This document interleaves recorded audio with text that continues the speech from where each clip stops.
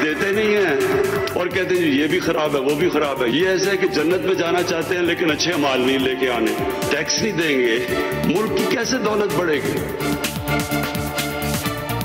ना मुफाहमत ना मज़ामत, हमें शफाफ इलेक्शन चाहिए। मुझे नहीं लगता कि इनके साथ बात भी करनी चाहिए, मुफाहमत तो बहुत दूर की बात है। अगर वो लॉन्ग मार्च ऐलान कर रहे हैं तो उम्मीद है वो जल्द इस्तीफा देके लॉन्ग मार्च पे निकलेंगे। बिस्मिल्लाहिर्रहमानिर्रहीम, अस्सलाम वालेकुम। प्रोग्राम न्यूज़ बीट के साथ मैं हूं आपका मेज़बान सैयद फवाद ज़ैदी। प्रोग्राम की मुस्तकिल मेज़बान पारस जहांज़ेब छुट्टियों पर है, इसीलिए शो की मेज़बानी मेरे ज़िम्मे है। नाज़रीन, मुस्लिम लीग नून के सदर मियाँ शहबाज शरीफ ने कौमी हुकूमत की बात की तो उनकी अपनी ही पार्टी को शायद ये तजवीज़ अच्छी नहीं लगी है, इसलिए नून लीग अपने ही सदर की बातों की तरदीद और वजाहत करती हुई नज़र आ रही है। एक तरफ मियाँ शहबाज शरीफ मुफाहमत की बातें करते हैं तो दूसरी तरफ मरियम नवाज़ इस हुकूमत से बात करने को ही गुनाह समझ रही हैं। क्या इस मुल्क के मसाइल का हल किसी कौमी हुकूमत में है, कौमी मुफाहमत में है, या फिर सिर्फ और सिर्फ आइन और कानून की हुक्मरानी में ही है? आज के शो में अपने मेहमानों से इस पर राय लेंगे और इसके साथ साथ हुकूमत ने नाज़रीन ये ऐलान भी किया है कि अगले इलेक्शन में हर सूरत इलेक्ट्रॉनिक वोटिंग मशीन इस्तेमाल की जाएगी। ये किस तरह से मुमकिन हो पाएगा, इस पर भी बात करते हैं। हमारे साथ मौजूद हैं सेनेटर वलीद इकबाल साहब, पाकिस्तान तहरीक इंसाफ से आपका ताल्लुक़ है, बहुत शुक्रिया आपका वक्त देने के लिए। मुस्लिम लीग नून से अली गौहर बलोच साहब और पाकिस्तान पीपल्स पार्टी से फैसल करीम कुंडी साहब भी हमें इस गुफ्तगू में ज्वाइन करेंगे। तो गुफ्तगू का आगाज़ करते हैं सेनेटर वलीद इकबाल साहब से, पाकिस्तान तहरीक इंसाफ के रहनुमा हैं, उनसे हम गुफ्तगू करेंगे। लेकिन वलीद इकबाल साहब शायद हमारे साथ अभी हैं नहीं। पीपल्स पार्टी से फैसल करीम कुंडी साहब भी हमारे साथ मौजूद हैं। अच्छा, अली गौर बलोच साहब से गुफ्तगू का आगाज़ कर लेते हैं। तो अली गौर बलोच साहब, मियाँ शहबाज शरीफ कह रहे हैं कि पाकिस्तान के मसाइल का हल किसी एक जमात के बस की बात नहीं है, वो एक कौमी हुकूमत की तजवीज़ दे रहे हैं। आपके ख्याल में क्या ये तजवीज़ आईनी है और क्या मियाँ नवाज शरीफ भी इस तजवीज़ के हामी हैं? बिस्मिल्लाहिर्रहमानिर्रहीम। देखें, एक तो सूरत हाल ये है कि जो मतलब है कि हुकूमती पार्टी के तर्जुमान हैं जी, वो हमेशा सियाको सबाक से हट के शहबाज शरीफ साहब की बात का तर्जुमा करते हैं। अच्छा, देखिए, बात यह है कि मुफाहमत की जब बात की जाती है तो उस मुफाहमत का मतलब है कि जो अपोजिशन की पार्टीज हैं, और एक चीज़ की शहबाज शरीफ साहब भी वजाहत कर चुके हैं कि हुकूमती पार्टी के अलावा तमाम पोलिटिकल पार्टी से बात हो सकती है। और जो मुफाहमत की तरदीद करती हैं मोहतरमा मरियम नवाज साहिबा, तो वो उनका मौक़िफ़ बिल्कुल दुरुस्त है कि जिस मुल्क में आइन और कानून पामाल किया जाता हो, जिसमें सियासी पार्टियां तोड़ी और बनाई जाती हों, जिसमें इलेक्शन चुराए जाते हों, जिसमें RTS सिस्टम को बिठाया जाता हो, जिसमें आने वाले इलेक्शन में के लिए नई नई मशीनें जो हैं वो लाई जा रही हों आने वाला इलेक्शन चुराने के लिए, तो उन ताकतों से या उन लोगों से या उन मुक़्तदर हलकों से किसी किस्म की मुफाहमत उस वक्त तक नहीं हो सकती जब तक कि पाकिस्तान को कानून और आइन के मुताबिक नहीं चलने दिया जाएगा, जब तक पाकिस्तान के अवाम का वोट चुराना बंद नहीं किया जाएगा, जब तक के डिक्टेशन वाला सिस्टम जो है वो बंद नहीं किया जाएगा। लेकिन अली गौर बलोच साहब, आपको याद दिला दूं कि शहबाज शरीफ ये कह रहे हैं कि ना मुजाहिमत ना मुफाहमत, अब नून लीग सिर्फ साफ शफाफ इलेक्शन चाहती है। लेकिन दूसरी तरफ मरियम नवाज भी ये कहती हैं कि इस हुकूमत से तो बात करनी ही नहीं चाहिए। वो चंद माह कबल ये भी कह चुकी हैं कि मुजाहिमत होगी तो मुक़्तदर हल्के मुफाहमत पर मजबूर हो जाएंगे। क्या इससे ये नहीं लगता कि मुस्लिम लीग नून इस वक्त बदतरीन लीडरशिप क्राइसिस का शिकार हो चुकी है? देखें, मुफाहमत और मज़ामत वाकई मतलब है कि ये बात दुरुस्त है कि ना मुफाहमत ना मज़ामत, और मरियम नवाज साहिबा ने उसकी बिल्कुल सही ट्रांसलेशन की है कि वो मुक़्तदर हल्के, हमारी किसी से लड़ाई नहीं है, हमारा किसी इदारे के साथ कोई झगड़ा नहीं है, हम सिर्फ ये चाहते हैं कि पाकिस्तान में जो इलेक्शन है वो शफाफ होने चाहिए और पाकिस्तान में कानून और आइन की हुक्मरानी होनी चाहिए। यहाँ के इलेक्टेड नुमाइंदों को झूठे केसेस के जरिए जो है वो नाअहल करार ना दिया जाए। आप देख लें कि जब भी कोई सिविल हुकूमत बनती है तो उसके किसी न किसी वजीर आज़म को वो जो है हटा दिया जाता है, या आपने पिछले अदवार में देखा कि यहाँ पर तो असम्बलियाँ भी टूटती रही हैं। और जो 2013 में जिस तरह से कि मियां नवाज शरीफ साहब की गवर्नमेंट आई और पाकिस्तान ने जिस तरह से दो बयानी है, मादरत के साथ, फिर जिस तरह से उनका रास्ता रोका गया, कुछ लोग लड़ना चाहते हैं, कुछ लोग लड़ना नहीं चाहते, दो बयानियाँ तो हैं पार्टी में इस वक्त। नहीं, हमारी पार्टी का सिर्फ एक ही बयानिया है और वो है मियां नवाज शरीफ साहब का। वही हमारी पार्टी के कायद हैं और उनकी क़यादत में मियां शहबाज शरीफ साहब भी काम कर रहे हैं और उन्हीं की क़यादत में मरियम नवाज साहिबा भी काम कर रही हैं। और वही लाइन जो मियां नवाज शरीफ साहब देते हैं, पूरी पार्टी की वही लाइन है। यही पाकिस्तान के 20 करोड़ 24 करोड़ आवाम की भी लाइन है और उनका मौक़िफ़ है। पाकिस्तान के आवाम के मौक़िफ़ की तर्जमानी करते हुए मियां नवाज शरीफ साहब ने एक जद्दोजहद शुरू की, जो कि अब PDM के प्लेटफॉर्म से जद्दोजहद जारी है, जिसका वाज़ेह मकसद है कानून और आइन की हुक्मरानी और पाकिस्तान में शफाफ इंतखाबात का होना। यही हमारा मुतालबा है और मेरा ख्याल है कि ये इसको आप मज़ामत समझ लें या मुफाहमत समझ लें, लेकिन हमारा एक ही रास्ता है, जब तक पाकिस्तान में कानून और आइन की हुक्मरानी नहीं होगी। आप ये कह रहे हैं कि आपका एक ही रास्ता है, कानून और आइन की हुक्मरानी होनी चाहिए। सेनेटर वलीद इकबाल साहब, बहुत शुक्रिया आपका प्रोग्राम में ज्वाइन करने के लिए। वज़ीर आज़म इमरान खान बार बार मदीना की तर्ज पर फलाही रियासत बनाने की तरफ गामज़न होने का दावा कर रहे हैं, लेकिन शहबाज शरीफ साहब का ये कहना है कि 3 साल में इतनी ख़राबी हो चुकी है कि एक कौमी हुकूमत होनी चाहिए, क्योंकि ये किसी एक सियासी जमात की बस की बात नहीं है कि हालात बेहतर हो सकें। क्या कौमी हुकूमत वाकई होनी चाहिए? आप इस बात से मुत्तफ़िक़ हैं सेनेटर साहब? बिल्कुल नहीं जी, बिल्कुल मुत्तफ़िक़ नहीं हूँ। आई एम सॉरी, कुछ एको आ रही है, ज़रा इसका प्लीज़ कुछ कीजिएगा। आवाज़ देखिएगा प्रोड्यूसर साहब, ज़रा सही नहीं आ रही है, इसको सही करवाते हैं। आप गुफ्तगू शुरू करें अपनी। अच्छा, जी जी जी, मैं आपका मुख्तसर जवाब तो मैंने दे दिया है जी, और आप काइंडली ज़रा गौर कीजिएगा, क्योंकि ये आपने जुज़वी तौर पे दोहराया है जो शहबाज शरीफ साहब ने कहा कि जी कौमी हुकूमत होनी चाहिए, और फिर उनकी तरफ से और उनकी पार्टी की तरफ से कि नहीं जी, एक पार्टी के अलावा या उसके बग़ैर, और जिसको अंग्रेज़ी में -1 कहते हैं। अच्छा, ज़रा काइंडली इस पे भी गौर करें, आप भी और आपके नाजरीन भी। वफाक में कौमी असम्बली में अक्सरियत किस पार्टी के पास है? PTI के पास, हलीफ जमातों के साथ। पंजाब में अक्सरियत किसके पास है? PTI के पास, हलीफ जमातों के साथ। खैबर में आउटराइट जिसे कहें वाज़ेह अक्सरियत जो है वो PTI के पास। सेनेट में तकरीबन वो 19-20 का फ़र्क है। अब आप बताएं मुझे कि ये किस किस्म का तरीक़ाकार है कि अच्छा जी ये पार्टी जिसकी ये सारी चीज़ें हैं जो मैं अर्ज़ कर रहा हूँ, इसको माइनस कर दें। माशाल्लाह, ये चटे पटे फिर क्या करेंगे? ये चटे पटों के कहने पे हम जो हैं वो माइनस हो जाएं, सवाल ही नहीं पैदा होता। तो आई होप कि मैंने आपको इसका जवाब, और मज़ीद मैं इस पर एक और बात अर्ज़ करूँ। शहबाज शरीफ साहब अपने पार्टी के सरबराह हैं, PMLN के। वो एक राय देते हैं, वो एक राय का इजहार करते हैं, कोई एक कहते हैं कि जी हमारा मौक़िफ़ ये है, और ये उन्हीं की पार्टी है जिसकी इंफॉर्मेशन सेक्रेटरी मरियम औरंगज़ेब साहिबा कहती हैं कि ये तो इनका कोई ज़ाती बयान है।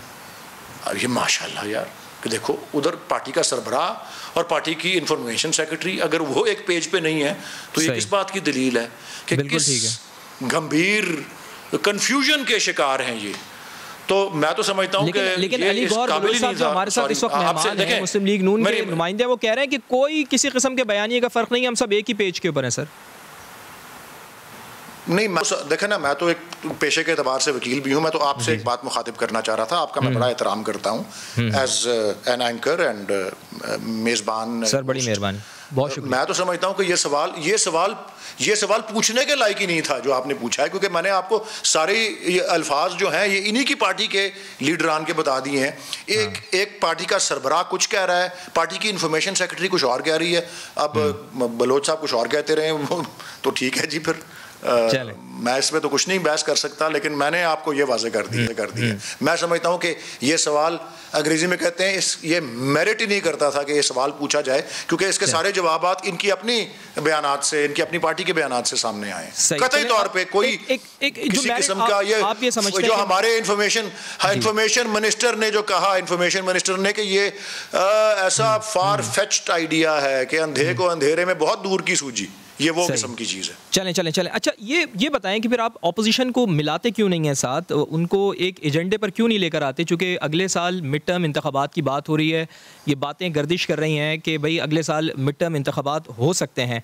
आप अगर क़ब्ल अज़ वक्त इंतखाबात हो सकते हैं तो आप इंतखाबात अगर क़ब्ल अज़ वक्त होने वाले हैं तो ऑपोजिशन को साथ मिलाएँ ताकि गैर जानिबदार इंतखाबात हो सकें, इस्लाहात लेकर आएँ, कोई उम्मीद सके। देखें, ये दो मुख्तलिफ मौज़ूआत हैं, गैर जानिबदार और शफाफ इंतखाबात एक तरफ और मिड टर्म इलेक्शन एक तरफ। सही है। देखें, इस वक्त तो कोई किसी किस्म की, मैं तर्जुमान हूँ अपनी पार्टी का भी और अपनी हुकूमत का भी, इस वक्त कोई किसी किस्म की बहस और कोई गुफ्तगू जो है गवर्नमेंट के लेवल पर तो हुकूमत के लेवल पर या उसके किसी भी हवाले से ऐसी कोई बात ज़ेर गौर है ही नहीं। सही है। आज भी साबिक जो वज़ीर इत्तलात हैं शिबली फराज साहब और अब मौजूदा साइंस और टेक्नोलॉजी के वज़ीर, वो आज एक दो घंटे पहले लाइव मौजूद थे एक बड़े चैनल पे। उन्होंने भी वाज़ेह कहा कि अपना मुद्दत पूरी करेगी हुकूमत और अपने वक्त पे इलेक्शन होंगे। लेकिन वो शो मैंने भी देखा है, उन्होंने ये कहा है कि हुकूमत का इख्तियार तो है कि क़ब्ल अज़ वक्त अगर वो इंतखाबात कराना चाहती है तो वो करा सकती है। मैं अगली बात यही करने वाला था कि एक पार्लिमानी जमहूरी पार्लिमानी आइनी निज़ाम में कायदे ऐवान का एक इस्तेहकाक होता है कि वो जिस वक्त चाहे असेंबली तोड़ के नया इलेक्शन कॉल कर सकता है। सही। उसकी एक, मैं सिर्फ आइनी पोजीशन आपको अर्ज कर रहा हूँ कि वो एक अपनी जगह बात है कि आइन में ये बात तय है और पाकिस्तान की तारीख में जब से ये आइन आया है एक दफ़ा ये इख्तियार इस्तेमाल भी हुआ है, वाहिद दफ़ा, वो 1977 में साबिक वज़ीर आज़म जुल्फ़िकार अली भुट्टो साहब ने किया था। उनकी हुकूमत की मियाद 1978 तक थी, लेकिन वो कायदे ऐवान थे, उन्होंने 1977 में कॉल कर दी है इलेक्शन और असेंबली तोड़ के। तो मैं सिर्फ एक आइनी पोजीशन बता रहा हूँ, लेकिन इस वक्त ऐसी कोई बात ज़ेर गौर हुकूमत के सतह पर जो है ना किसी मैंने मीटिंग में किसी एजेंडा में। लेकिन सेनेटर साहब माजरत के साथ आप तो इस बात की तरदीद कर रहे हैं, लेकिन अखबारों में लोग लिख रहे हैं, वो लिखते हो रही हैं। बिलावल भुट्टो जरदारी साहब भी ये कह रहे हैं कि अगला साल इंतखाबात का साल है, नून लीग भी ये कह रही है कि अगला साल इंतखाबात का साल है, फिर आप तो इसकी तरदीद कर रहे हैं, लेकिन चहमगोइयाँ क्यों हो रही हैं इसकी? इसका जवाब तो मैं नहीं दे सकता, जो वो चहमगोइयाँ कर रहे हैं उनसे पूछे, बिलावल भुट्टो साहब से पूछे। चले फिर उनके नुमाइंदे हमारे साथ बैठे हुए हैं। किसने कहा और सॉरी नहीं, और ये मैंने तो अखबार नवीसों ने ही कहा है या एनालिस्ट ने। हाँ, बिलावल भुट्टो जरदारी के नुमाइंदे हमारे साथ मौजूद हैं, फैसल करीम कुंडी साहब भी हमारे साथ मौजूद हैं। फैसल साहब बहुत शुक्रिया प्रोग्राम में ज्वाइन करने के लिए। पीपल्स पार्टी हमेशा से यही बात करती आई है कि सियासत मुमकिनात का खेल है और उसमें दरवाजे बंद नहीं किए जाते। अब शहबाज शरीफ और ख्वाजा आसिफ वगैरह भी यही बातें कर रहे हैं। आपके ख्याल में नून लीग में कब तक बयानियों की जंग चलती रहेगी और क्या वाकई अगला साल इंतखाबात का साल है? सर बिस्मिल्लाह, देखें जो पीएमएलएन के मुतालिक आपने सवाल किया तो पीएमएलएन के तर्जुमान ही बता सकेंगे कि वो क्या होगा। लेकिन जो आपने इंतखाबात के साल के हवाले से कहा है, बिल्कुल हम पॉलिटिकली हम ये देखते हैं कि शायद ये हुकूमत अर्ली इलेक्शन करा ले। बिल्कुल ये कहेंगे कि हम अर्ली इलेक्शन नहीं कराना चाहते जो भी है, लेकिन हमें ये नज़र आ रहा है कि ये हुकूमत जो है शायद अगले साल जो है वो इलेक्शन जो है थोड़ा सा अर्ली इलेक्शन करा ले। उससे बहुत सी चीज़ें हैं जो कि हम देख रहे हैं कि वो उन वजूहात के जो है मुताबिक जो है वो अर्ली इलेक्शन करा ले, और वो उसको हम बड़ा क्लोजली देख रहे हैं। तो हमने अपने पार्टी वर्कर्स से, अपने पार्टी के अहदेदारों से, अपने पार्टी के कैंडिडेट से ये कहा हुआ है कि आप इलेक्शन की तैयारी करें, अगले साल जो है वो किसी वक्त हुकूमत जो है शायद वो इलेक्शन करा ले। अच्छा, आपके ख्याल में आप क्या समझते हैं फैसल साहब कि नवाज शरीफ और मरियम नवाज ने जो सख्त गिर पॉलिसी अपनाई हुई है और इदारों पर तनकीद का पाकिस्तान को फ़ायदा हुआ है या नुकसान हुआ है इससे? अगर मामला शहबाज शरीफ के हवाले किए जाएँ तो आप समझते हैं कि बीइंग अ पॉलिटिकल वर्कर आपकी क्या राय है, ये मामला दुरुस्त हो सकते हैं? देखें, ये तो उनकी अपनी पार्टी की पॉलिसी है कि वो क्या करते हैं कि मियां नवाज शरीफ साहब या मरियम नवाज साहब जो बयान दे रहे हैं या उनकी जो पॉलिसी है वो उनकी पार्टी पॉलिसी है। अब ये डिबेट हो रही है कि जी शहबाज शरीफ साहब ये कहते हैं और नवाज शरीफ साहब ये कहते हैं। मेरा तो ज़ाती ख्याल ये है कि ये दो बातें नहीं है, ये एक ही बात है, दोनों जो है वो एक ही पेज पे हैं। और जिस कौमी हुकूमत की वो बात कर रहे हैं, कौमी मुफाहिमत की बात कर रहे हैं, उसको आप कैसे समझते हैं? वो दुरुस्त राय है? देखें, दो चीजें इसके अंदर, मैंने पहले भी मीडिया में इसको क्लियर किया है। अगर वो कह रहे हैं कि कौमी हुकूमत, और वो हुकूमत जो कि डिस्कशन हो रही माजी में भी होती थी कि 2 साल के लिए 3 साल के लिए एक कौमी हुकूमत आ जाए और उसके बाद इलेक्शन हो, तो मैं नहीं समझता कि पाकिस्तान पीपल्स पार्टी इसको जो है वो प्रमोट करेगी या सपोर्ट करेगी। हाँ, कौमी हुकूमत हम ये कह सकते हैं कि अलाइस की अगर हुकूमत हो, माजी में 2008 से 13 तक पाकिस्तान पीपल्स पार्टी के देखें अगर अलाइज रहे, PMLN शुरू में रही, वो बहुत जल्द हमें छोड़ गई थी। उसके बाद PMLQ, JUI, ANP, MQM, functional league, ये सारे हमारे जो है फॉर्मर फाटा के मेंबरान, ये सारे हमारे जो है वो अलाइज का हिस्सा थे। तो ये हम ये कह सकते हैं कि अलाइज की हुकूमत कह सकते हैं। लेकिन जो आप कह रहे हैं ना कि जो कौमी हुकूमत है उसको हम पीपल्स पार्टी इसको जो है वो इंडोर्स नहीं करेगी। कौमी अलाइज की हुकूमत तो हमारा पीपल्स पार्टी का सबसे बेहतरीन और अच्छा तजर्बा भी है। आपने देखा था कि ANP और MQM का कराची में बहुत बड़ा इशू था, लेकिन फेडरल में जो है वो दोनों जमातें हमारे साथ इत्तेहाद में थी और हमने उनको साथ लेकर चले और हमने एलाइज को जो है वो हमेशा अपने साथ रखा और उनको जो है चलाया 5 साल। आपने देखा प्रेसिडेंट ज़रदारी साहब की क़यादत में जिस तरीके से हमने उस हुकूमत को चलाया, वो भी सबके सामने है कि रिकॉन्सिलिएशन की हुकूमत हमारे पास सिंपल मेजॉरिटी भी नहीं थी। कौमी हुकूमत को आप सपोर्ट नहीं करेंगे? अगर ऐसी कोई बात हो रही है मियां शहबाज शरीफ की जानिब से तो इसको बिल्कुल सपोर्ट नहीं कर रहे हैं आप? नहीं, देखिए मियां शहबाज शरीफ साहब ने किस मफरूजे पे कौमी हुकूमत की बात की और क्यों चाहते हैं वो कौमी हुकूमत, पहली बात तो ये है। और उसमें मसाइल इस कदर ज्यादा हैं कि अब कौमी हुकूमत ही इसका हल है, वाहिद हल यही है। सबसे अहम सवाल ये है कि अर्ली इलेक्शन अगर हो जाते हैं तो इसका फ़ायदा किसको होगा, अपोजिशन को या हुकूमत को? एक ब्रेक के बाद।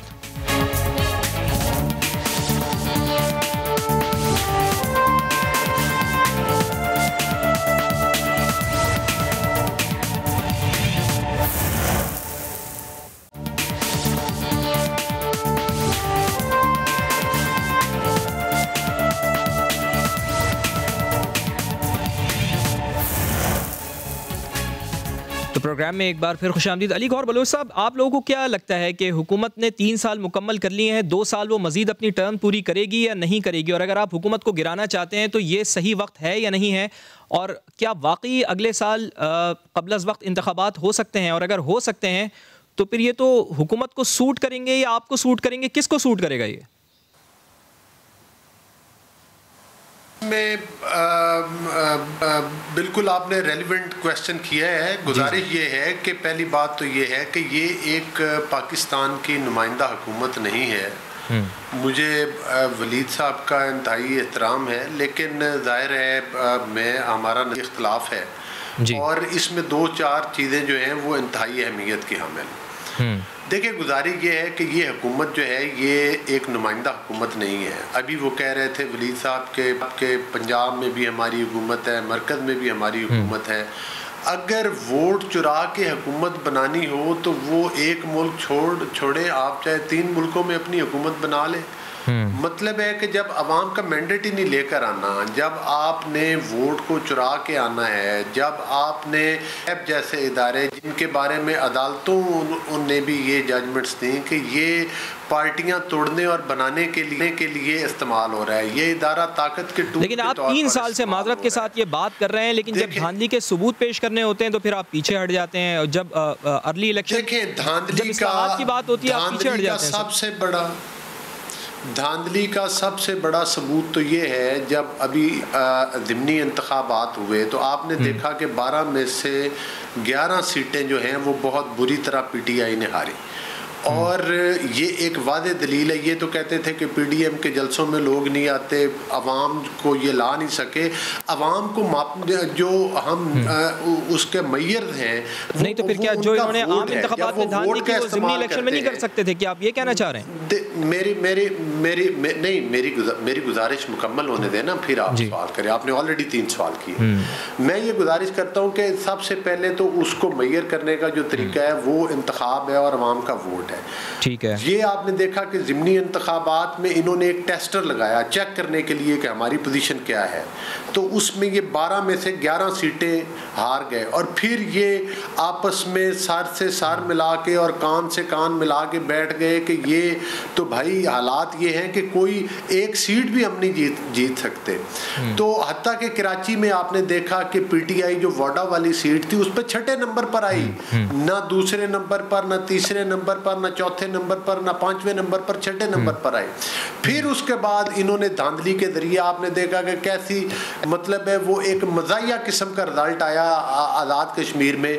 फिर इन्होंने 2018 की तारीख दोहराते हुए और आरटीएस सिस्टम वाली नहीं, इलेक्शन हारने का तो उनकी परफॉर्मेंस भी तो हो सकती है ना सर, हो सकता है कि आवाम मेरी गुजारिश सुने ना सर जी सर, इनकी परफॉर्मेंस के बारे में भी बात कर लेते हैं। बात यह है कि 6 लाख वोट इन्होंने धांधली के जरिए लिए, नून लीग के वोट चुराने के बावजूद भी 5 लाख वोट थे, और हर रनर अप पर हमारा कैंडिडेट आ रहा था दूसरी सीट पर, उधर भी इन्होंने धांधले की और नून लीग को तीसरे नंबर पर लाए 6 सीटें दे के।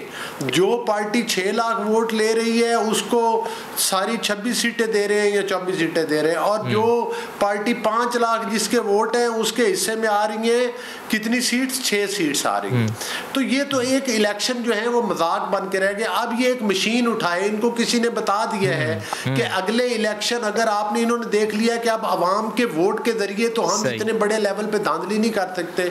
अब एक छू मंत्र का डिब्बा इन्होंने एक उठाया हुआ है, जो छू मंत्र समझते हैं ना, जो जादू के जरिए वो बच्चों को जो मैजिक्स दिखाते हैं स्कूल में, तो वो छू मंत्र का एक लफ्ज इस्तेमाल होता है। अब एक छू मंत्र का डिब्बा इनके हाथ में आया है, जो ये उठा के पूरे पाकिस्तान में लिए पड़ते हैं, कभी किसी टॉक शोज में लेके खड़े हो जाते हैं, कहते हैं देखें जी इसका ये बटन ऐसे दबाया जाएगा। आप ये ईवीएम को नहीं मानते, सेनेटर साहब से भी पूछ लेते हैं, आप नहीं मान रहे इस मशीन को? अगर ऑपोजिशन वाले ये मेरी गुजारिश सुन ले, आपने एक सवाल ये भी किया, काफी लंबा टाइम हो गया मुझे, मैं आ रहा हूँ आपके पास। नहीं देखे ना, आपने एक सवाल ये भी किया था सर, मेरी गुजारिश सुन लेना, मैं अपनी बात को समेट रहा हूँ। आपने एक सवाल ये भी किया था कि ये आने वाले वक्त में कहा, हाँ ये इस चक्कर में है, ये बहुत जल्दबाजी में है, ये चाहते हैं कि इस मशीन का जितनी जल्दी हो हम इस्तेमाल कर लें, और ये उस वक्त को देख रहे हैं कि वो कौन सा मौजू वक्त है जब हम जल्दी से बिल्डोज करके पूरे सिस्टम को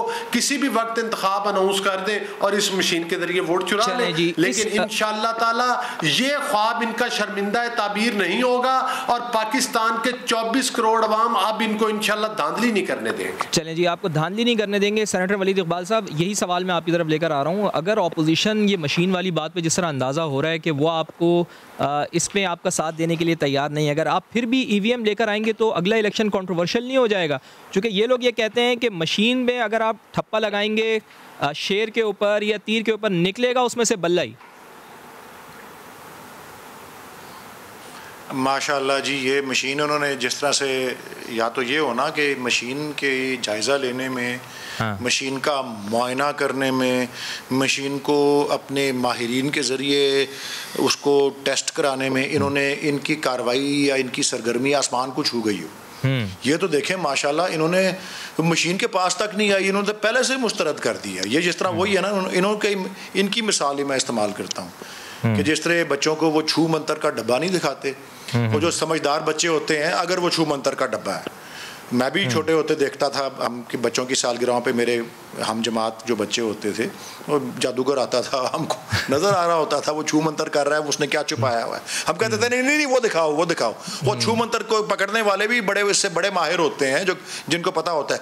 ये तो उसके पास ही नहीं आ रहे, ये तो उसकी बात ही नहीं कर रहे, बस कह रहे हैं कि जी मुस्तरद है भाई, अगर वो छू मंतर का डब्बा है आओ दिखाओ, उसमें क्या नुक्स है। वो देखे बगैर, बात किए बगैर, कुछ तजर्बा किए बगैर, टेस्ट किए बगैर, अब बहुत मैं समझता हूँ बड़ा ही अफसोसनाक और बड़ा ही मनफी नेगेटिव एज अपोज टू मुस्बत या पॉजिटिव रवैया है ये। यही बात आज और दीगर बहुत दिन पहले भी मुसलसल कई दिनों से होती आ रही है कि भाई आप आए देखें तो सही उसको, उस माहिरीन को ला के दिखाएं कौन सी उसमें ऐसी नुक्स है, क्योंकि अच्छे खासे बड़े और बड़ी आबादी वाले, करोड़ों आबादी वाले, लेकिन सेनेटर साहब ये तो एतमाद का फुकदान है ना, तो आपको फिलीपींस में, ब्राजील में, इंडिया में, यूएसए में लेकर आए, अपने पास लाएं, उनको दिखाएं वोटिंग मशीन, इनका एतमाद का फुकदान ख़त्म करें।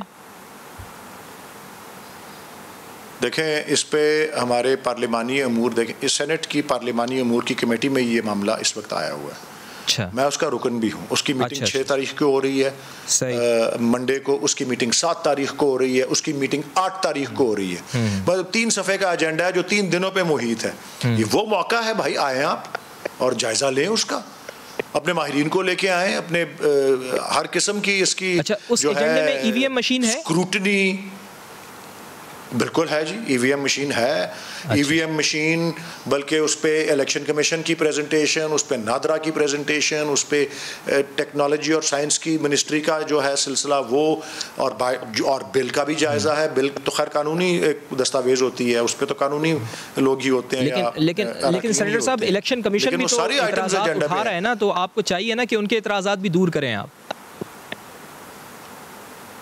देखें जी, अभी तो प्रोसेस चल रहा है ना, जो एतराज़ात आ रहे हैं उन पे जो भी गौर किया जा सकता है उस पर करके, उनको शामिल करके, उन एतराज़ात को दूर करके ही, और पार्लिमानी उमूर के मुशीर जो हैं बाबर अवान साहब, वो तो बरमला ये कह चुके हैं कि जी अपोजिशन अपनी तजावीज़ लेके आए, बताए, देखे ये जगह है, ये मसला है। वो जिस तरह अगर वो जादूगर कोई कर रहा है और सालगिरह पे बच्चे आए हुए कह रहे हैं ये देखो तुमने वो छुपाया हुआ है, तो आओ बताओ ना ये क्या बात हुई कि नहीं जी ये मशीन है ही, वो काबिल एतमाद ही नहीं है, ये क्या बात है।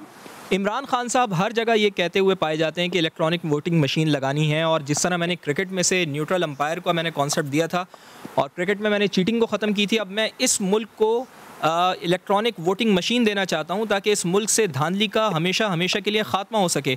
तो इतने बड़े कॉज के लिए वो जा रहे हैं, आप उनका साथ क्यों नहीं देते? अपोजिशन उनका साथ क्यों नहीं दे रही है?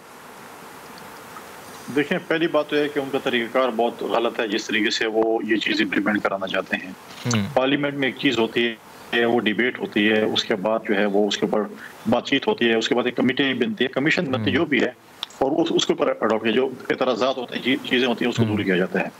इन्होंने एक चीज़ कर ली, अब कहते हैं कि आप इसको आएँ और देखें हमारे मुल्क का अलमिया ये है, आज तक हमें ये नहीं पता चल सका कि RTI सिस्टम को किसने स्विच ऑफ किया था, किसने ख़राब किया था, क्यों ख़राब हुआ था, क्या वजह थी। वो भी तो मशीन थी ना, वो एक मतलब है कि मैं नहीं समझता कि EVM से बड़ी मशीन थी, उससे छोटी मशीन थी, ठीक है, जिससे ट्रांसक्रिप्ट होना था रिजल्ट। उसका आज तक हम ये नहीं बता सके इस मुल्क में इस 3 सालों में कि जो है वो क्यों, क्या वजूहत थी। फिर आप कहते हैं नहीं हम इलेक्ट्रॉनिक वोटिंग मशीन लाते हैं, उससे एक बड़ी मशीन लेके आते हैं। देखिए, माजी में जिन मुल्कों ने इस मशीन का तजर्बा किया है वो वापस मैनुअल सिस्टम पे आ चुके हैं। इलेक्शन कमीशन ने इसका थर्ड पार्टी ऑडिट पहले किया था, इलेक्शन कमीशन को इसके ऊपर बहुत से एतराज़ात थे, आज भी हमारी पार्टियों को इसके ऊपर बहुत से एतराज़ात हैं, और हम कहते हैं शफाफियत इलेक्शन में कराने का एक और भी तरीक़ाकार है। आए हम इस इलेक्शन कमीशन को मजबूत करें। आप मुझे बताएं कि आज इलेक्शन कमिश्नर के पास क्या, लेकिन हुकूमत तो सर कह रही है ना, अभी वलीद इकबाल साहब भी कह रहे हैं, आपको दावत दे रही है कि आपके जो इतराज़ात हैं वो आएँ, उसको कम से कम चेक तो करें, लेकिन आप तो दूर दूर ही भाग रहे हैं उससे, उसके पास तक तो आप जा नहीं रहे। अगर कोई आपको इतराज़ है तो इनको बताएं हुकूमत को, वो सही करेंगे उसको। देखें क्या दावत दे हैं कि आए पार्लियामेंट में मशीन पर इसको देखें। आज वो पार्लियामेंट पड़ी, इलेक्शन के दिन वो किसी ज़मीनों में आपको मिलेगी कि ये फलां जो है फसलों में मिल गई है, पुलिस स्टेशन के फलां इतने फरलांग पे इतने उस पे ये मशीन उधर पड़ी हुई थी। जी देखें, ये मैंने पहले कहा, देखें हमारे जो इलेक्शन कमीशन है, आपने इसका इलेक्शन देखा कश्मीर का, आपने GB का इलेक्शन देखा, इलेक्शन कमीशन पीटता रहा और इम्प्लीमेंटेशन कुछ नहीं हुई। मतलब है कि इलेक्शन कमीशन बेबस है, बेख्तियार है, उसके पास कोई इख्तियारात नहीं है, कोई पावर्स नहीं है। तो अगर इलेक्शन कमीशन इतना बेबस बेख्तियार है तो आप उस इलेक्शन कमीशन को बेख्तियार करें कि इलेक्शन कमीशन मुझे भी, आपको, किसी और को, अगर वो इलेक्शन कमीशन की रूल्स की खिलाफ वर्जी करे उसको सजा दे सकें। वो बैठे होते हैं, खत लिख रहे होते हैं, नोटिस इशू कर रहे होते हैं, उसके बाद क्या हुआ मुझे बताएं। इलेक्शन कमीशन की कानून की जिसने खिलाफ वर्जी की उसके ऊपर क्या इम्प्लीमेंट हो सका, सिर्फ ये नोटिस हो सके, और क्या हुआ। कश्मीर में जो है आपके इलेक्शन कमीशन कहते हैं मिनिस्टर को कि आप निकल जाएं कश्मीर से, क्या वो निकले? और इधर आप कहते हैं कि मशीन लेके आए और वो इलेक्शन कमीशन उस मशीन को वो करे। तो ये क्या चीज, ये चीजें पहले देखें। हमने पहले एक कमेटी बनाई थी, एक कमेटी बनी हुई है पार्लियामेंट के अंदर कि जो पिछले इलेक्शन की फैसल करीम कुंडी साहब, मसाइल तो हैं लेकिन इन मसाइल का हल तो आप पार्लियामेंटेरियंस से ही निकालना है ना सर, बैठ के बैठ कर ही इन मसाइल का हल निकालना है ना सर। देखिए कैसे मसाइल का हल निकालें। ये स्पीकर की रूलिंग थी जब हमने अदम एतमाद की तहरीक डिप्टी स्पीकर के खिलाफ जमा कराई थी कि हमने जो बिलडोज किए हैं बिल, मैं उसको चेक करूंगा, आपके साथ बैठेंगे, कमेटी बनाएंगे और इसको हम दोबारा पार्लियामेंट में लेके आएंगे। किधर है वो बिल, किधर है वो रूलिंग स्पीकर की, किधर है वो स्पीकर की इख्तियार। तो ये तो हाल है इनका। ये कहते हैं कि हम अकल कुल भी हैं, इख्तियार इनके पास मतलब है कि एक टके के नहीं है। तो सर आप दोबारा से तहरीक अदम एतमाद ले आए स्पीकर के खिलाफ, आप भी तो दोबारा से नहीं लाए। वो तो देखा नहीं, मैं आपको बताऊं इख्तियार की बात बताऊं, स्पीकर की रूलिंग होती है ना, उसका भी तो कोई इख्तियार होता है, वो मुझे बताया ना, आपने भी सुना आपने भी देखा, मैंने भी देखा, 21 करोड़ आवाम ने देखा कि स्पीकर ने क्या रोई थी। आज बताएं कि वो कहाँ पर वो करते हैं, तो फिर आप कहते हैं इनके साथ बैठे और बाकी मामलों में बैठे, तो ऐसी चीजें नहीं चल सकती जिस तरह ये चलाना चाहते हैं। माजी में जो इनका तरीकाकार होता था वो कहते थे कि हम कोई चीज आपकी नहीं माननी, ना की रट इन्होंने लगाई थी। तो इसलिए ईवीएम पे भी हमने इनको एब्सोल्यूट नॉट का जवाब दिया हुआ है कि एब्सोल्यूट नॉट। चलें जी, ईवीएम पे तो एब्सोल्यूट नॉट का जवाब हो गया है। अगर इलेक्शन कमीशन मुतमईन हो जाता है, आप तो एब्सोल्यूट नॉट का जवाब दे रहे हैं, तो फिर आपका क्या स्टैंस होगा? फिर आप मानेंगे इलेक्शन कमीशन की बात? और अगर इलेक्शन कमीशन कैसे मुतमईन नहीं होगा? देखिए, इलेक्शन कमीशन एक सरकारी इदारा है। इलेक्शन कमीशन के इख्तियारात मैंने आपको बता दिए हैं कि उन बेचारों के पास जो है, हमें उन पर तरस आता है कि उनके इख्तियारात क्या हैं। जो इलेक्शन कमीशन आज सूबों से जो है बल्दियाती इलेक्शन नहीं करा सका, जो इस्लामाबाद में बल्दियाती इलेक्शन नहीं करवा सका, जो अपने इख्तियारात इस्तेमाल नहीं कर सका, उस इलेक्शन कमीशन पे आपको तरस खाना चाहिए। उसकी मजबूती के लिए बात करना चाहिए कि हम इलेक्शन कमीशन को मजबूत करें, उसके अंदर रिफॉर्म्स लेके आएँ, ताकि चीफ इलेक्शन कमिश्नर के मेंबरान अगर कोई चीज़ करें तो एक ऐसा हो ताकि वो किसी को सजा दे सकें, किसी को कुछ कर सकें, लेकिन उन बेचारों के पास इख्तियारात ही नहीं है। चलें, ईवीएम की तो हमने बड़ी तफसील से बात कर ली। फैसल साहब बताएं, आप मुझे एक सवाल का जवाब दे दें कि हमें कहा जाता है कि आप इलेक्शन में 15 लाख रुपए खर्च करेंगे और अपने जो है वो जो है फाइनेंस शो करेंगे। आप मुझे बताएं, कौन कहता है कि 15 लाख रुपए में एक इलेक्शन हो सकता है?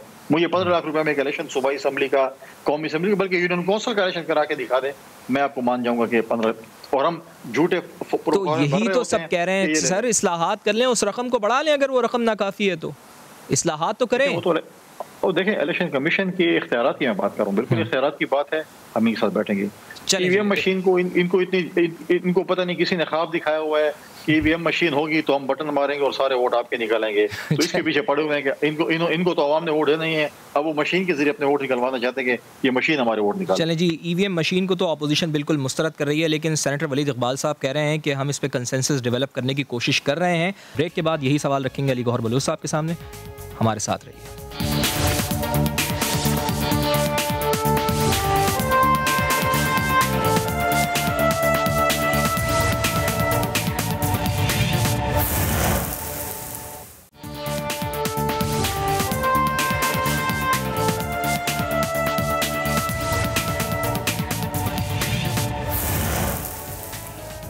तो अली गौहर बलूच साहब, आपको आवाज़ आ रही है? मैं एक सवाल आपके सामने रखना चाह रहा था, आप तक आवाज़ नहीं गई तो मैंने फिर ब्रेक ले लिया। पीडीएम एक मरतबा फिर एहतजाज और लॉन्ग मार्च की बात कर रही है। आप समझते हैं कि जो काम पाकिस्तान पीपल्स पार्टी के साथ मिलकर नहीं कर सके आप, वो पीपल्स पार्टी के बगैर कैसे कर लेंगे? देखिए, बात यह है कि पीडीएम एक जद्दोजहद और तहरीक का नाम है, जिसका मकसद ये है कि पाकिस्तान में कानून और आइन की हुक्मरानी हो और पाकिस्तान में जो वो पाकिस्तान के सर, इसका मकसद हुकूमत गिराना भी था अली गौहर बलूच साहब। जी बिल्कुल, मैं उसी तरफ भी था, इस्तीफे देना भी था।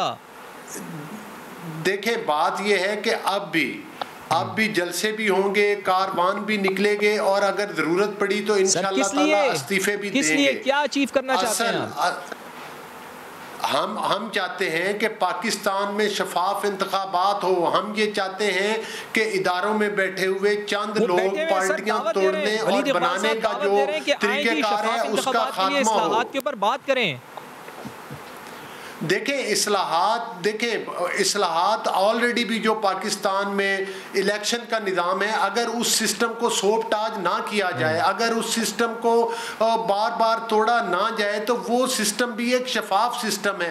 आप जिस तरह का मर्जी निज़ाम ले आए, अगर वोट चोरी करने वाले बाज नहीं आएंगे, अगर पार्टियां वफादारियां तब्दील करवाने वाले लोग बाज नहीं आएंगे, अगर नैब जैसे इदारे को ताकत के टूल पर इस्तेमाल किया जाता रहेगा, तो फिर पाकिस्तान में शफाफ इंतखाबात किस तरह हो सकते हैं? और जिस तरह से ये ईवीएम मशीनें लाई जा रही हैं, जब तक पाकिस्तान के आइन में तरमीम ना हो, ईवीएम मशीन नहीं लाई जा सकती। और पूरी दुनिया के बेशुमार ममालिक हैं, डेवलप कंट्रीज हैं, जिन्होंने इस मशीन पर तहफ़्फ़ुज़ात का इज़हार किया है और अपने आइन में शामिल किया है कि ये मशीन इस्तेमाल नहीं हो सकती। लोग ये मशीन छोड़कर वापस मैनुअल सिस्टम पर आए हैं और ये वोट चुराने के लिए इस मशीन का सहारा लेना चाहते हैं। ईवीएम मशीन की मैंने बड़ी तफसील से बात की। अली गौहर बलोच साहब, आपका वोटर कंफ्यूज हो रहा है, मैं आपको बताता हूँ क्यों कंफ्यूज हो रहा है। क्योंकि बिलावल भुट्टो जरदारी ये कह रहे हैं कि अब आप पहले इस्तीफे दें फिर लॉन्ग मार्च करें, क्योंकि आपने पीपल्स पार्टी को लॉन्ग मार्च से पहले इस्तीफों पर मजबूर किया था जो उनकी अलहदगी की वजह बना है। अब आप खुद वही करना चाहते हैं जो पाकिस्तान पीपल्स पार्टी आपको पहले समझा रही थी। अगर आप ये चीज़ समझ लेते तो पीपल्स पार्टी आपसे अलहदा नहीं होती। देखें, बात ये नहीं है, बात पीपल्स पार्टी के साथ जो भी हमारा इख्तलाफ था उस पर भी काफ़ी बात हो चुकी है, और हमारे जो है वो टारगेट के ऊपर पीपल्स पार्टी नहीं है। पीपल्स पार्टी ऑपोजिशन में हम सब इकट्ठे हैं। मैंने आपको बताया कि पीडीएम वो तहरीक है जिसके अपने टीओआर हैं, चाहे उसमें मुस्लिम लीग, नून या कोई भी बड़ी पार्टी है, जब उसके टीओआर पर अमल नहीं करेगी तो वो उस तहरीक का हिस्सा नहीं बन सकती। हाँ, हमारा सिर्फ नुक्ता इतराज़ ये था कि जो सेनेट में वोट लिए गए थे जो कि बाप पार्टी के वोट थे, वो पीडीएम को एतमाद में लिए बगैर क्यों लिए गए, बल्कि पीडीएम तो उसके हक में भी नहीं थी। और अगर वो वोट पीपल्स पार्टी ने ठीक लिए थे तो आए आज सेनेट में चलते हैं, उन लोगों के वोट ले, सबसे पहले चेयरमैन सेनेट के खिलाफ में एतमाद करते हैं। तो बहरहाल वो पीपल्स पार्टी जो है वो हमारे टारगेट पे नहीं है। अली गौहर बलोच साहब, मुख्तसरन मुझे ये बता दें कि पीडीएम के एहतजाज का एजेंडा क्या है? चूंकि इमरान खान साहब तो ये कह रहे हैं ना कि बटन दबाने से तो तब्दीली नहीं आती, मुल्क की मईशत बेहतर हो रही है, थोड़ा सा उनको वक्त तो दें, वक्त तो लगेगा तमाम मामलात को हल होने में, तमाम मामलात को सही होने में। पाकिस्तान 3 साल में आप देख लें कि मुआशी तौर पर जिस तबाही के दहाने पर चला गया, करप्शन पाकिस्तान में देख लें कि इनके वज़रा के रोज़ नए नए स्कैंडल और अरबों खरबों के स्कैंडल आ रहे हैं, लेकिन कोई पूछने वाला नहीं। आज डॉलर की कीमत 170 से तजावज़ कर गई है, और 3 हफ्ते में आटे की कीमत और गंदम की कीमत जो है आप देख लें कि 3 हफ्तों के में 100 रुपये पर थैला और 2400 रुपये और 2500 रुपये मन पर गंदम की कीमत चली गई है। आज चीनी नापैद हो गई है, आज आम आदमी बिजली का बिल अदा नहीं कर सका। ये नालायक और नाअहल हुकूमत क्या कर सकती है? पाकिस्तान को इन्होंने तबाही के दहाने पे पहुंचा दिया, और इनके बिठाने वालों को भी अब सोचना पड़ेगा कि उनका ये फैसला गलत है। अगर वो जो जिन लोगों ने, जो इनके सिलेक्टर्स हैं, उनको चाहिए कि अगर पाकिस्तान में वो तरक्की चाहते हैं तो फिर वो पाकिस्तान के इंतखाबी अमल में बार बार मुदाखलत बंद करें। ये तो वो कठपुतलियां हैं, कभी एक को बिठाया जाता है, कभी दूसरे को बिठाया जाता है। इस निजाम को सोटाज करेंगे तो फिर अली गौहर बलोच साहब, महंगाई के हवाले से ये बात तो बिल्कुल दुरुस्त है। आज जो इदारा बराए शुमारियात ने रिपोर्ट जारी की है उसमें भी हफ्तावार महंगाई में काफ़ी इजाफा देखने में आ रहा है, बहुत ज़्यादा इजाफा हो रहा है। कम अज़ कम इस चीज़ को तो देखें ना, गवर्नेंस के मसाइल तो हैं ना आपके पास। वलीद इकबाल साहब, सर आवाज़ आ रही है आपको? वलीद इकबाल साहब, आवाज़ ठीक से नहीं आई, क्या फन? हाँ, मैंने कहा गवर्नेंस के मसाइल तो है ना, महंगाई तो बढ़ रही है। इदारा बराए शुमारियात ने आज भी जो वीकली रिपोर्ट दी है, महंगाई तो उसमें बहुत ज़्यादा बढ़ रही है, गरीब आदमी तो मर गया है। सर कुछ गवर्नेंस के मसाइल तो आप इसको सही करें ताकि महंगाई कम हो। नहीं, गवर्नेंस के मसाइल का जो है जायज़ा आप एक रिपोर्ट से नहीं ले सकते। आप गवर्नमेंट ने अपनी 3 साल की कारकर्दगी का पूरा एक प्रेजेंटेशन और वो तफसीलात बयान की थी। ठीक है, हमने ये नहीं कहा था कि हम परफेक्ट हैं, लेकिन बहुत से हमने इक़दामात ऐसे लिए हैं जिसका बराह रास्त गरीब लोगों पर जो है उनका मुस्बत जो है असर पड़ा है, उनकी ज़िंदगियों पर। वो एहसास प्रोग्राम हो, वो हेल्थ कार्ड हो, और बहुत सी मईशत जो कि पाताल में गिरी हुई थी, जो गहरी खाई के अंदर पहुंची हुई थी, जब हमने हुकूमत संभाली 2018 में, उसको वहाँ से निकाल के लाने के हवाले से जो मेयार ज़िंदगी है जिसमें कुछ 36% का फ़ीकस आमदन में जो इजाफा हुआ है, वो बहुत सी बातें मुस्बत हैं। कुछ चीज़ें जो हमसे नहीं अचीव हो सकी वो अभी 2 साल और पड़े हैं, हम उसको करेंगे। ये आप क्या ऐसे ही कि गवर्नेंस का, और बाय द वे ये जो कीमतें होती हैं चीज़ों की, और जो ये रोज़मर्रा की ख़ासकर जो अजनास होती हैं, ये सूबाई हुकूमतों का इसमें बड़ा एक सिलसिला होता है, और उसमें we are working on it. But उसके साथ साथ बहुत से रिलीफ के मेजर्स जो हैं, और मैं आपको ये भी साथ साथ अर्ज़ कर दूँ कि ये जो सर पंजाब में तो आपकी हुकूमत में है ना, खैबर पख्तूनख्वा में तो आपकी हुकूमत है, वहाँ महंगाई कम कर दें, फिर सवाल ये भी उठता है ना सर,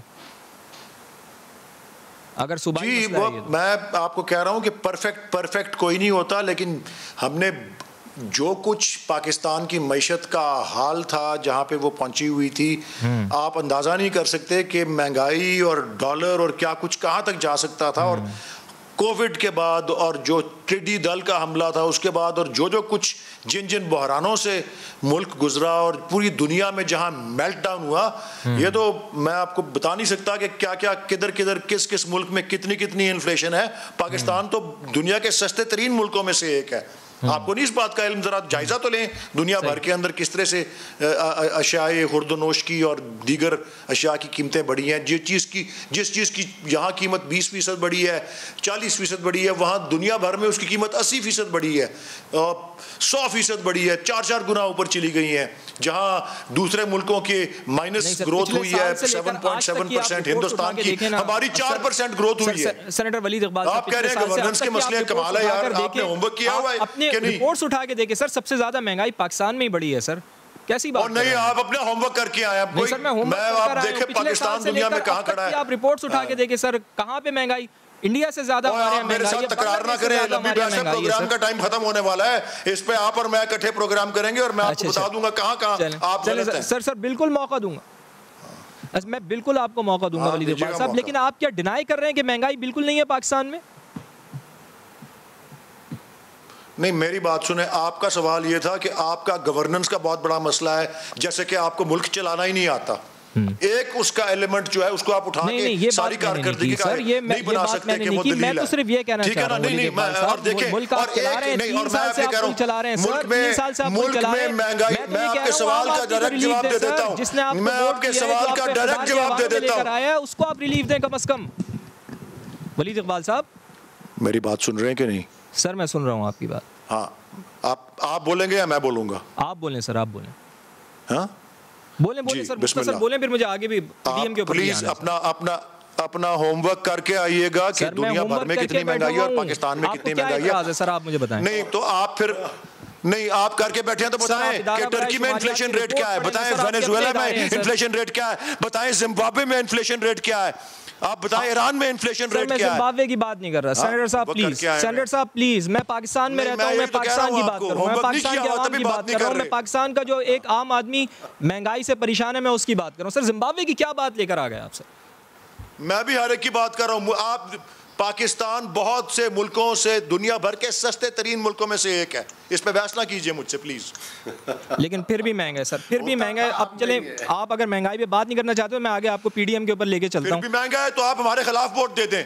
अब पाकिस्तान की आवाम आपसे कहीं ज्यादा रेजिलियंट है और मजबूत है और वो सह सकती है मुश्किलात। चलिए जी, आवाम को फैसला करने दें, आवाम को फैसला करने दें, आवाम ने वोट देना है और आवाम ही आपको लेकर आती है। सेनेटर साहब मुझे ना जवाब दें। सेनेटर साहब, आवाम ही आपको लेकर आती है, वोटों से आप आते हैं। ठीक है, लेके आएगी, अगली बार लेके आएगी, हम दिखाएंगे आपको। चले जज्बाती ना हो। फैसल करीम कुंडी साहब, क्या वाकई ऐसा है कि इस वक्त महंगाई पाकिस्तान में बिल्कुल कम है जिस तरह सेनेटर साहब कह रहे हैं, आम मुल्कों के मुकाबले में, और आम आदमी बिल्कुल अय्याशी की जिंदगी गुजार रहा है? देखें, जब आप बात करते हैं, देखें जब इनको आप बताते हैं कि ये आपके गवर्नेंस के इशू हैं या महंगाई के इशू हैं, तो फिर आप देखें कि इनके सामने ये सब कुछ आ रहा होता है। अब ये कह रहे हैं कि पाकिस्तान में जो है वो सबसे जो है वो कम महंगाई है। मिसालें क्या देते हैं टर्की की, मिसालें क्या देते हैं दूसरे ममालिक की। तो ये भी कहते थे कि न्यूजीलैंड के वज़ीर आज़म साइकिल पे दफ्तर आते हैं, तो इनके वज़ीर आज़म साइकिल पे भी दफ्तर आते हैं। फिर ये पीपल्स पार्टी को देखें, पीपल्स पार्टी के दौर में भी महंगाई हुई थी, हम ये नहीं कहते महंगाई नहीं हुई थी। हमने 120% तनख्वाहें बढ़ाई थी। क्या इन्होंने उस महंगाई की तनासब से तनख्वाहें बढ़ाई हैं? हमने तो वजीरिस्तान ऑपरेशन भी उस वक्त किया था, अपना स्वात ऑपरेशन भी किया था, हमने फ्लड भी फेस किए थे, हमने बहुत सी मुश्किलात फेस की थी। इनके पास वो मुश्किलात ही नहीं है और अभी ये कहते हैं कि जी आप देखें टर्की में और अमेरिका में कोरोना है। सर ये कहते हैं कि कोरोना है, 100 साल में सबसे बड़ी वबा है, उसके खिलाफ हमने जंग लड़ी है और उसके होते हुए हमने मईशत को कम से कम इस तरह कोरोना का जो ऑडिटर जनरल की रिपोर्ट है जो 12 अरब रुपए की जो बात की है उसके तो ये जवाब दिए थे। कोरोना है, बिल्कुल हम मानते हैं कोरोना है, तो हमारे दौर में भी तो स्वात ऑपरेशन हुआ था। तारीख की जो है सबसे ज्यादा माइग्रेशन हुई थी, फिर उसके बाद सैलाब आया था।